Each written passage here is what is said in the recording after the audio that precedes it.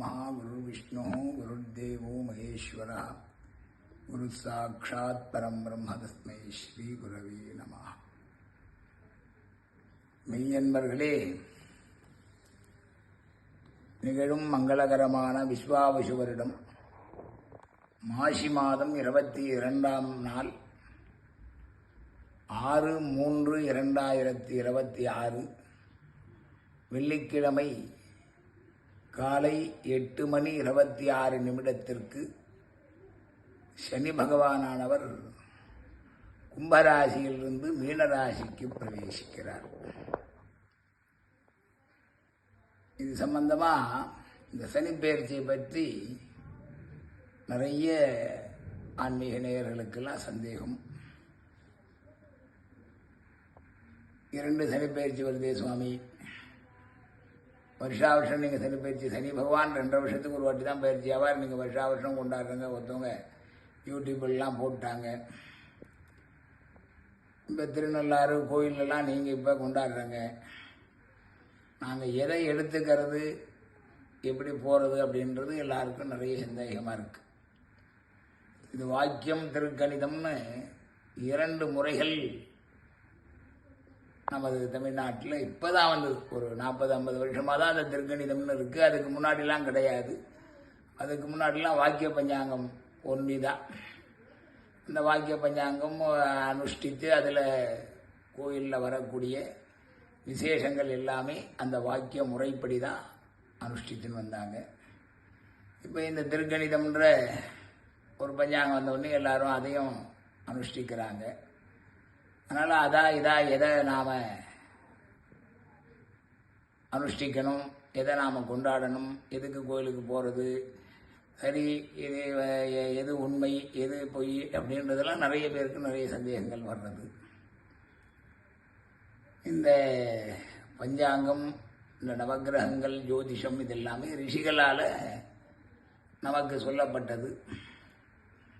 அந்த ரிஷிகள் தான் இந்த பஞ்சாங்கம் எப்படி கணக்கணும்னு சொல்லி நமக்கு கொடுத்துருக்காங்க. அந்த முறைப்படி தான் இதுலேயும் வந்துட்டுருக்கு. அதுதான் வாக்கிய பஞ்சாங்கம்ன்றாங்க. நிர்கணிதம்ன்றதும் அந்த பஞ்சாங்கத்தினுடைய கணக்கு தான். எல்லாம் இதே நவகிரகங்கள் எல்லாமே இதுதான். அவங்க என்ன சொல்கிறாங்கன்னா, இந்த பூமி ஒரே இடத்துல சுற்றிட்டு வர்றதுனால அது கொஞ்சம் தேவை ஏற்பட்டிருக்கு, கொஞ்சம் அந்த சுழற்சியிலிருந்து கொஞ்சம் நகர்ந்து போச்சு அப்படின்னு அவங்க சொல்கிறாங்க. இவங்க எப்பயுமே ரிஷிகள்லாம் ஒரே கணக்கு போட்டு நம்ம கொடுத்துட்டாங்க, நீங்கள் அதை பார்க்குறங்கன்னு நம்மளை சொல்கிறாங்க.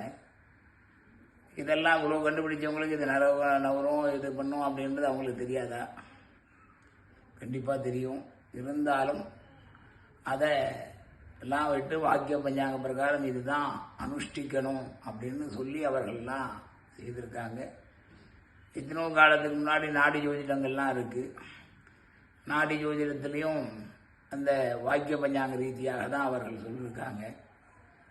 அப்போ இந்த கோயில் அனுஷ்டானங்கள் அப்படின்னும்போது இந்த வாக்கிய பஞ்சாங்க ரீதியாக நாம் அனுஷ்டிக்கிறது தான் கரெக்டான விதி. அதனால் அனைத்து பார்க்கக்கூடிய அன்பர்கள் அனைவரும் வர்ற மார்ச் மாதம் 6ஆம் தேதி நமது தமிழ்நாட்டில் அனைத்து ஆலயங்களிலும் சனிப்பெயர்ச்சி விழாவானது சிறப்பாக நடைபெறுகிறது.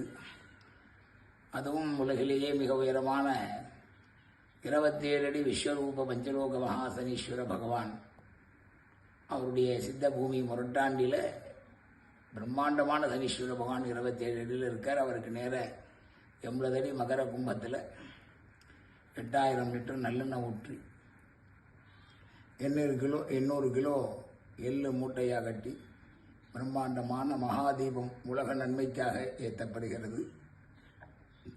இந்த காணொளியை பார்க்கக்கூடிய அனைத்து அன்பர்களும் தங்களால் முடிந்த நல்லெண்ணெய், எள்ளு, கருப்பு வஸ்திரம், காடா துணி, கற்பூரம் இவைகள்லாம் ஆலயத்தில் கொண்டாந்து கொடுத்து அந்த தீபம் ஏற்றுவதற்கு